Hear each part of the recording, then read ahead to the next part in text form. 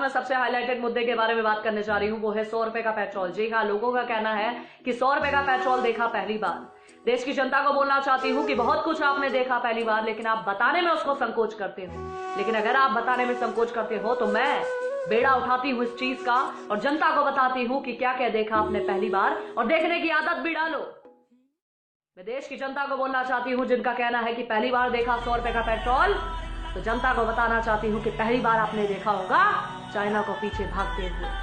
पहली बार देखा 100 रुपए का पेट्रोल, पहली बार देखा होगा पाकिस्तान को घर में घुस के मारते हुए।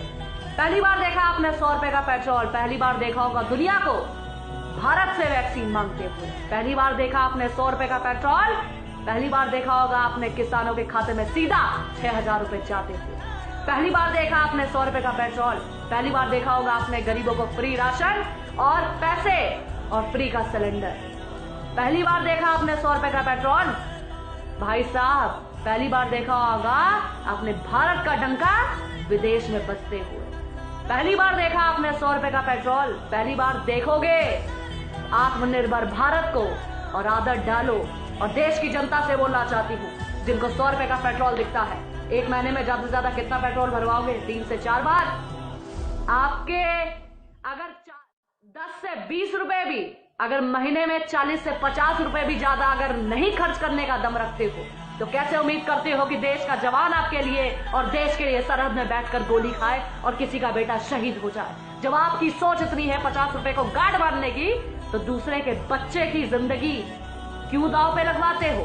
100 रुपए का पेट्रोल देखते हो। मैं देश की जनता से बोलना चाहती हूँ, अगर आप में तड़ नहीं है एक महीने में देश के लिए या देश की सुरक्षा के लिए 50 रुपए ज्यादा भरने के लिए, तो अपनी गाड़ियों में आग लगा दो। क्योंकि आपकी सोच पर यह है कभी भारत की स्थिति डामाडोल होगी, आप तो कहोगे भाई मुझे 100 रुपए का पेट्रोल नहीं चाहिए, मुझे तो 40-50 में चाहिए।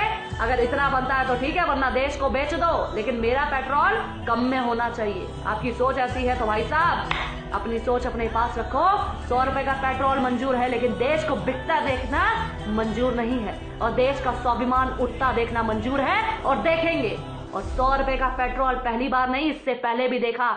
अगर उस समय भी आवाज उठा दी होती तो आज देश के हालात, अपने लिए कभी आवाज उठा दी होती तो आज आपका धर्म खतरे में ना होता और देश खतरे में। आपने कभी सोचा कि कोरोना काल में जब देश में महामारी चल रही है, देश का प्रधानमंत्री देश के लिए, देश के लोगों के लिए और सेना को मजबूत करने के लिए, देश को मजबूत करने के लिए राफेल ला रहा, लेकिन आपको तो 100 रुपए का पेट्रोल दिखता है। राफेल की कीमत किसी को नहीं दिखती। किसी ने नहीं बोला कि महामारी चल रही है, आर्थिक स्थिति डामाडोल है, लेकिन फिर भी राफेल आ रहा है। बोलना चाहती हूँ, अगर इतने सवाल आपने पहले पूछे होते तो आज देश की स्थिति क्या होती या आपके सामने होता।